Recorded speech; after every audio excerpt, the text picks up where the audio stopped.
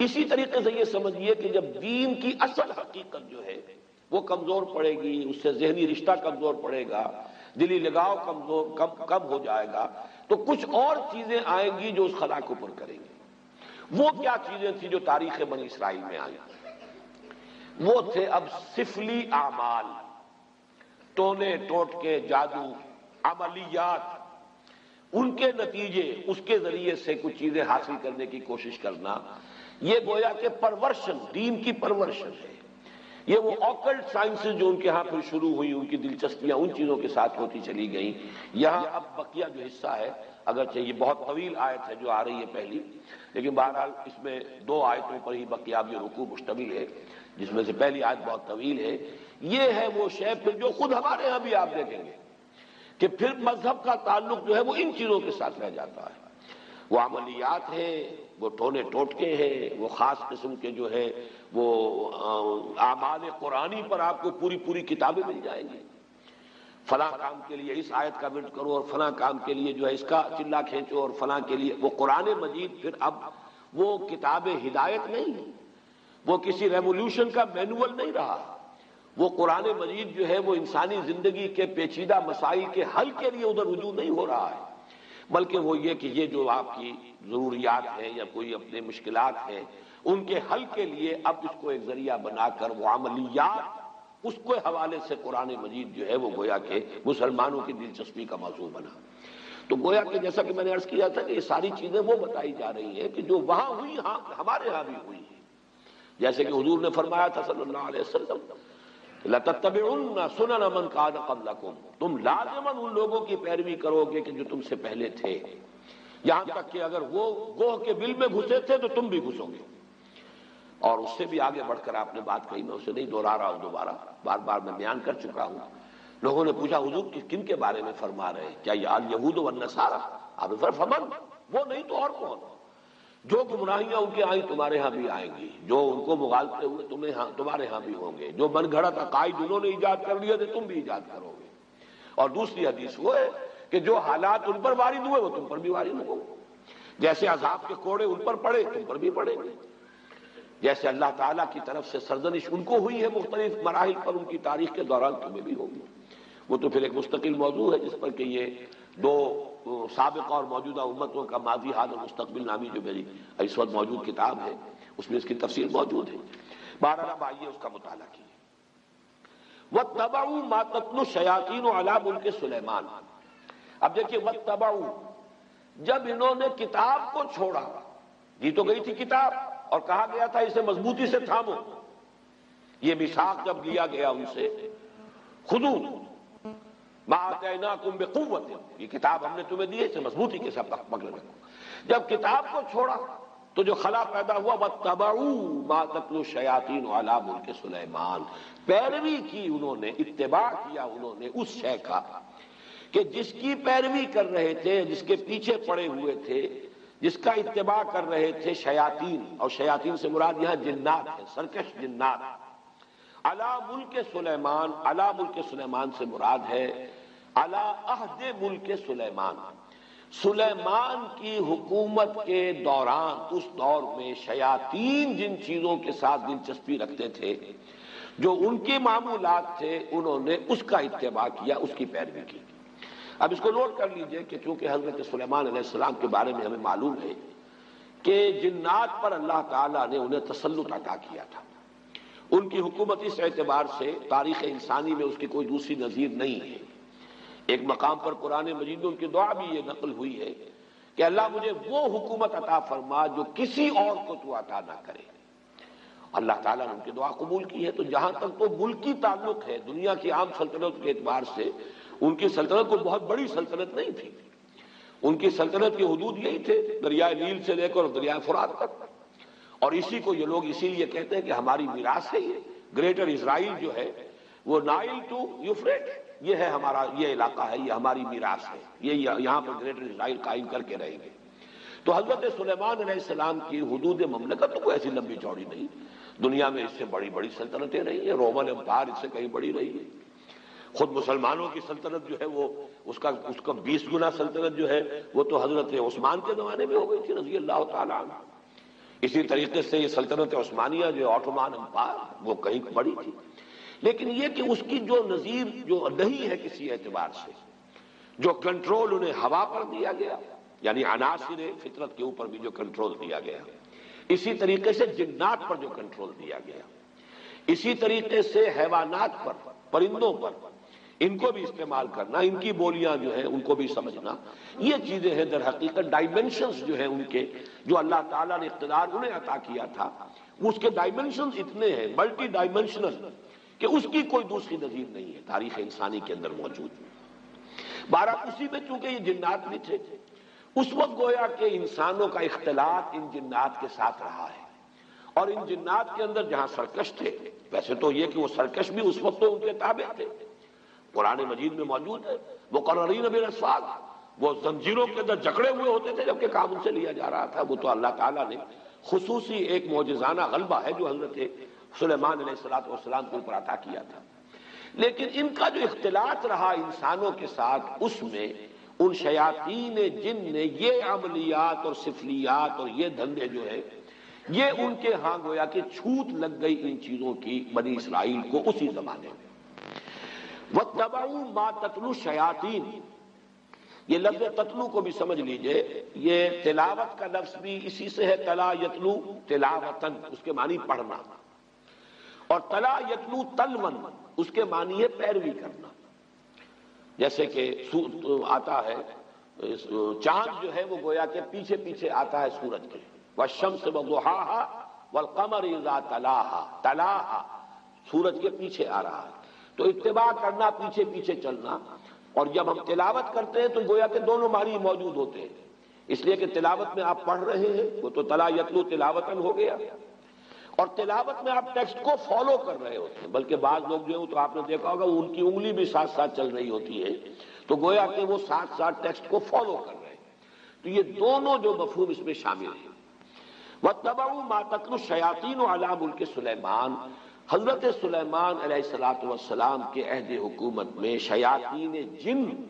جن چیزوں کے اندر مصروف اور مشغول رہتے تھے، جو ان کے مشغلے تھے، جو ان کی دلچسپیاں تھیں، جس کی وہ پیروی کرتے تھے، اسی کی پیروی کی یہودیوں نے بھی، اور انہی سفلی اعمال کا جو ہے ان کے ہاں چرچا ہو گیا، چلن ہو گیا۔ وَمَا كَفَرَ سُلَيْمَانُ وَلَٰكِنَّ الشَّيَاطِينَ كَفَرُوا،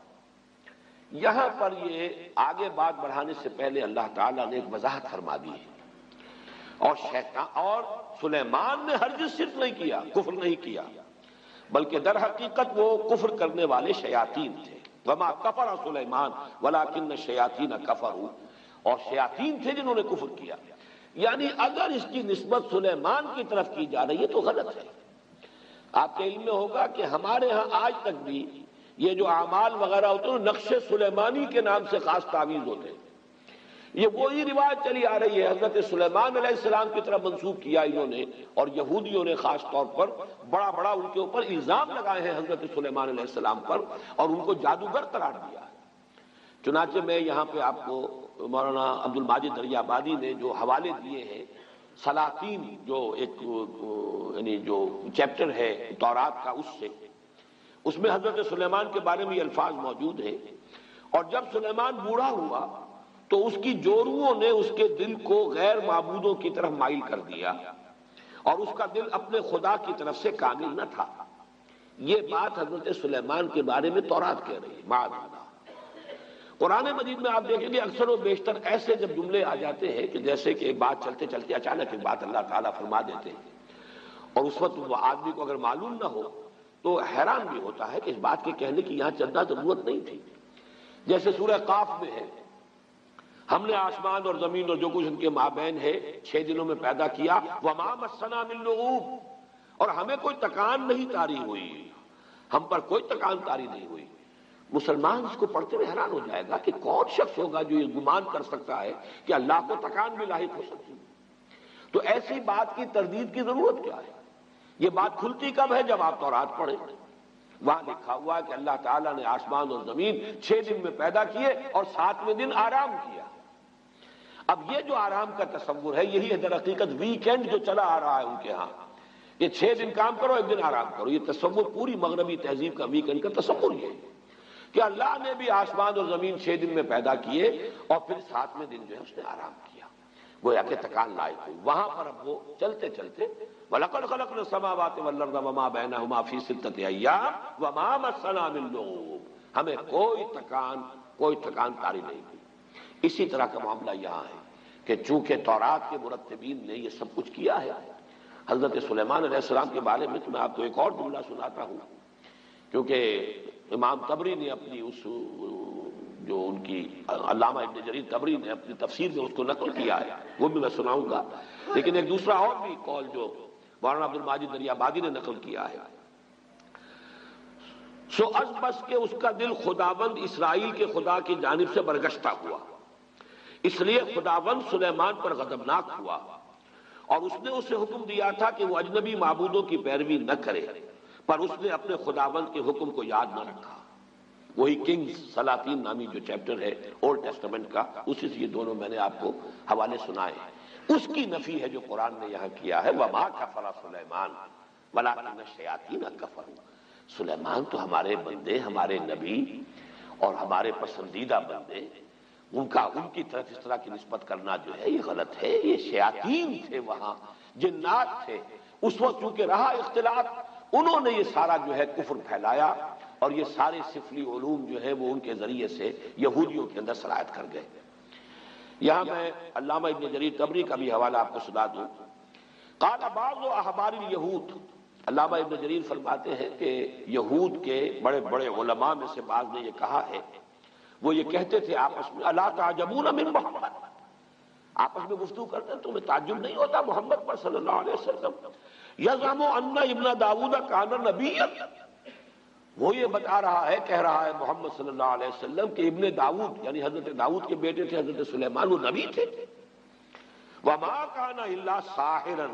وہ تو سوائے ایک جادوگر کے کچھ تھا ہی نہیں۔ سلیمان کی یہ شان ہے جو تورات کے یہ مرتبین جو ہے انہوں نے اپنے ہاں درج کی ہوئی،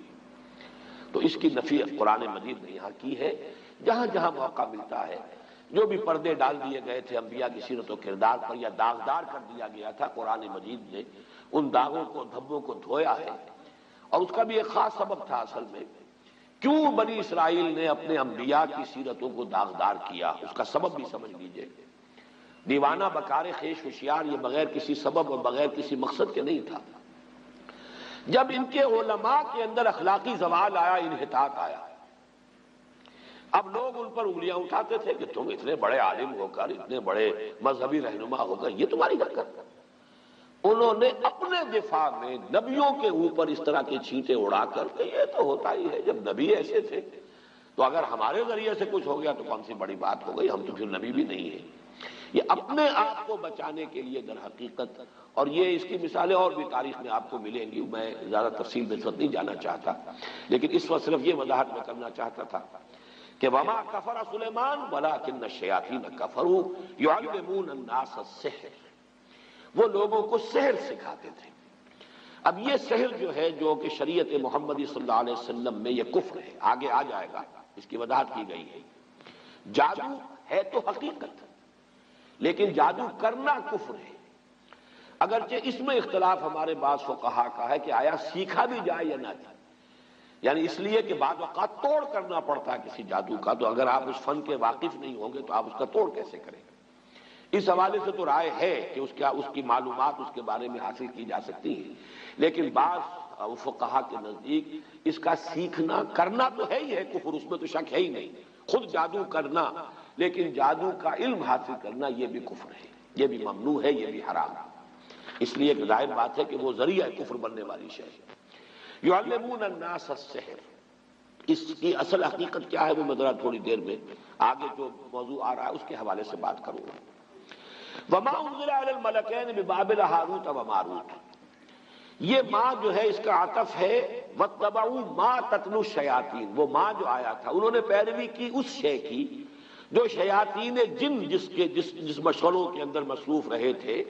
ان کی پیروی کی، اسی ماں پر، وما یعنی جو انہوں نے پیروی کی تھی ان کی، کہ جو حضرت سلیمان علیہ السلام کے زمانے میں شیاطین جو کچھ سکھاتے تھے اس کی پیروی کی،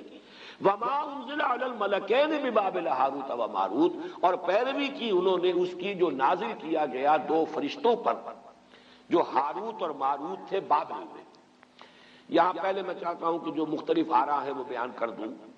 یہ ملکین جو ہے لام کے زبر کے ساتھ، یہ ہے ہماری جو معروف اور مشہور قرات ہے، دو فرشتے۔ لام کی زیر کے ساتھ اس کے معنی ہو جائیں گے دو بادشاہ۔ یہ دونوں قراتیں سلف میں موجود ہیں۔ جو لوگ اس کو ملکین پڑھتے ہیں اس کا مطلب یہ ہے کہ بابل کے دو بادشاہوں کا ذکر یہاں ہو رہا ہے کہ ان کا یہ شغل تھا جو بھی تھا، جس کا تذکرہ میں بعد میں کروں گا کہ کیا شغل تھا، لیکن ابھی صرف یہ نوٹ کر لیجئے کہ ہمارے ہاں کی مشہور قرات ملکین ہے، اور تقریباً مفسرین کا اجماع اس پر ہے کہ ملکین ہے، یہ فرشتے ہیں دو کہ جو بابل میں اتارے گئے تھے۔ وما انزل علی الملکین ببابل ہاروت و ماروت، اگر تو ملکین پڑھا جائے اس کو دو بادشاہ تو پھر اشکال بہت سے رفع ہو جاتے ہیں، پھر بہت سی چیزیں جو ہیں جو مسائل اس میں پیدا ہوتے ہیں تفسیری، ان کا حل ہو جاتا ہے۔ لیکن جیسا کہ میں نے عرض کیا، اگرچہ یہ قرات ہمارے ہاں ہے لیکن اکثر مفسرین کا اجماع یہی ہے کہ یہ ملکین ہی ہے اور یہ مراد اس سے فرشتے ہیں۔ بابل در حقیقت قدیم نام ہے ملک عراق کا، پورے ملک کا نام بھی بابل، اور اس کا جو صدر مقام تھا وہ بھی بیبیلونیا، وہ بھی بابل تھا۔ اسی کے نام سے پورا ملک جو ہے وہ پہچانا جاتا تھا۔ آج بھی اگر آپ مصر میں جائیں گے تو قاہرہ کو مصری مصر کہتے ہیں، مصر اصل میں قاہرہ ہے۔ گویا کہ اگر کسی سے پوچھا کہاں جا رہے ہیں، اگر آپ نے کہیں اسماعیلیہ میں یا کہیں اسکندریہ میں پوچھا کہاں جا رہے ہیں، مصر، یعنی مصر جا رہا ہوں، حالانکہ وہ مصر ہی میں ہے اس وقت، لیکن یہ کہ وہ قاہرہ کو مصر کہتے ہیں۔ اسی طریقے سے یہ بیبیلونیا، یہ بابل جو ہے یہ پورے ملک کا نام بھی تھا اور اس صدر مقام کا بھی۔ یہ صدر مقام جو ہوتا تھا یہ آج کے بغداد سے 60 میل جنوب میں اسی دریائے فرات کے کنارے پر یہ شہر آباد تھا بیبیلونیا۔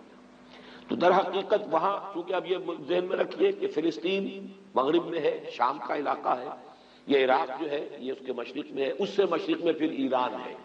ان تین ملکوں کے ساتھ جو ہے معاملہ رہا ہے یہود کی تاریخ کا، کہ یہود پر جب نبوکدنضر جو تھا وہ بادشاہ تھا بیبیلونیا کا، عراق کا، اس نے حملہ کیا تھا 6 صدی قبل مسیح میں، اور اس کے بعد جو اس نے یہ یوں سمجھیے کہ تقریباً حضرت سلیمان علیہ السلام کے 300 برس بعد،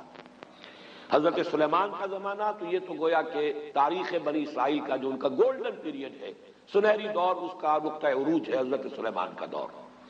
حضرت سلیمان کے انتقال کے ساتھ ہی ان کی مملکت 2 حصوں میں تقسیم ہو گئی، 2 بیٹوں کے مابین، ایک شمالی اس کا نام اسرائیل تھا اور ایک جنوبی اس کا نام یہودا تھا۔ یہ 2 مملکتیں بن گئی حضرت سلیمان کے انتقال کے فوراً بعد۔ زوال شروع ہوا، پہلے وہ اسرائیل تباہ ہوا، پھر یہ یہودا بھی جو ہے تباہ ہوا ہے نبوکدنضر کے ہاتھوں، اور ہیکل سلیمانی مسمار ہوا، 6 لاکھ آدمی اس نے قتل کیے یہودی، 6 لاکھ کو قیدی بنا کر لے گیا۔ یہ جو قیدی بنا کر لے کر گیا ہے، اور یروشلم میں ایک متنفس باقی نہیں رہا۔ یہ کیپٹیوٹی کا دور جو تھا، اس دور میں انہوں نے جو عراق میں جادو والا معاملہ تھا یہ وہاں پر جا کر سیکھ لیا۔ گویا کہ 2 آتشہ ہو گیا یہودیوں کا معاملہ، یہ جنتر منتر، جادو، عملیات، سفلیات، آکلٹ سائنسز ان کی جتنی تھی۔ ایک تو یہ کہ جو پہلے سے فلسطین میں موجود تھا یہ معاملہ، یہ انہوں نے وہاں سے شروع کیا۔ حضرت سلیمان کے زمانے میں ان جنات سے سیکھ لیا۔ اب ظاہر بات ہے کہ مکھی کی سرشت ہے وہ گندگی پر بیٹھتی ہے، جن کی مزاج کے اندر گندگی ہے وہ تو جہاں سے بھی ہوگا گندگی اس کو حاصل کر لیں گے۔ حضرت سلیمان کے زمانے میں وہ شیاطین جن سے حاصل کیا۔ اب کیپٹیوٹی کے دور میں انہوں نے مزید جو ہے عراق میں بھی جو بہت بڑا گڑھ تھا اس قسم کی چیزوں کا، وہاں سے بھی انہوں نے سیکھا۔ تو گویا کہ یہ تمام چیزیں ان کے اندر رچ بس گئیں، ان کی شخصیتوں کے اندر، ان کے مزاج میں، جسے ہم محاورے میں کہتے ہیں گھٹی میں پڑ گئے۔ وما انزل علی الملکین ببابل ہاروت و ماروت، اور انہوں نے پیروی کی اس کی جو نازل کیا گیا 2 فرشتوں پر جو بابل میں تھے، ہاروت اور ماروت۔ اب یہ کہ وہ کیا نازل کیا گیا اس مسئلے کو سمجھ لیجئے۔ ایک رائے تو یہ ہے ہمارے ہاں، ایک تو خیر قصہ بیان ہوتا ہے، وہ قصہ تو ہمارے اکثر مفسرین نے وہ یہود کی خرافات میں سے ہے، اس کو سب نے رد کیا ہے، لہذا میں اس کا تذکرہ بھی نہیں کرنا چاہتا۔ عام طور پر جو بات کہی جاتی ہے وہ یہ ہے کہ اللہ تعالیٰ کی چونکہ ایک سنت ہے کہ کسی قوم پر عذاب سے پہلے پھر آخری امتحان، کوئی آخری ٹیسٹ، آخری فتنہ کہ جس سے ان کے اندر کتنی کچھ خباثت آ چکی ہو وہ ظاہر ہو جائے. اس کے لیے آزمائش کے لیے اللہ تعالیٰ مختلف صورتیں پیدا فرماتے ہیں. جب ان کے ہاں ان چیزوں کا رواج بہت ہو گیا تو اللہ تعالیٰ نے 2 فرشتوں کو انسانی شکل میں بھیجا، اور وہ فرشتے جو ہیں وہ ان کو کچھ وہ جادو وغیرہ کی تعلیم دیتے تھے، لیکن کہہ دیتے تھے دیکھو یہ کفر ہے، ہم فتنہ ہیں، مت سیکھو. لیکن یہ کہ اگر سیکھنا چاہتے ہو تو ٹھیک ہے، اگر تمہاری طلب یہی ہے، تاکہ معلوم ہو جائے کہ ان کی طلب کس ہے کی ہے، ان کی اپنی فطرت کس درجے مسخ ہو چکی ہے. اتمام حجت کے لیے کہ بات واضح ہو جائے، جیسے کہ قرآن مجید میں آتا ہے مختلف مواقع پر کہ اللہ تعالیٰ ان کی رسی دراز کر رہا ہے. کیوں کر رہا ہے؟ تاکہ جو ان کا خبث باطن ہے پورے طور پر ظاہر ہو جائے، تاکہ پھر یہ پوری طرح سزا کے مستوجب ہو جائیں، مستحق ہو جائیں. جو سزا ملے وہ واقعتاً ثابت ہو کہ یہ ان کی خباثت اسی درجے کی تھی کہ اتنی سزا انہیں ملنی چاہیے تھی. اس معنی میں گویا کہ آزمائش کے طور پر، چنانچہ یہاں کے الفاظ پڑھ لیجئے، وَمَا يُعَلِّمَانِ مِنْ أَحَدٍ، اور وہ نہیں سکھاتے تھے کسی کو کچھ بھی، حَتَّى يَقُولَا، یہاں تک کہ وارن کر دیتے تھے، إِنَّمَا نَحْنُ فِتْنَةٌ فَلَا تَكْفُرْ، ہم فتنہ ہیں، آزمائش ہے، تو تم کفر مت کرو، کفر مت سیکھو، کفر سے دلچسپی نہ رکھو. لیکن ان کا حال کیا تھا؟ فَيَتَعَلَّمُونَ مِنْهُمَا، وہ سیکھتے تھے وہ لوگ ان دونوں فرشتوں سے، مَا يُفَرِّقُونَ بِهِ بَيْنَ الْمَرْءِ وَزَوْجِهِ، جس سے تفریق کر سکے وہ کسی شخص اور اس کی بیوی کے مابین. اب سفلیات کا علم جو ہے وہ تو آپ کو معلوم ہے آج بھی جادو ٹونے ٹوٹ کے انہی چیزوں میں چلتے ہیں. کسی کے گھر کو اجاڑنا ہے، کسی کے ہاں اولاد نہیں ہو رہی ہے تو وہ دوسرے کے ہاں کی اولاد جو ہے وہ بھی اس کو کھل رہی ہے، اس عورت کو، اس کی اولاد مر جائے اور مجھے اولاد جو ہے وہ مجھے ہو جائے. یہ سارے ٹونے ٹوٹ کے جو عورتوں کے چل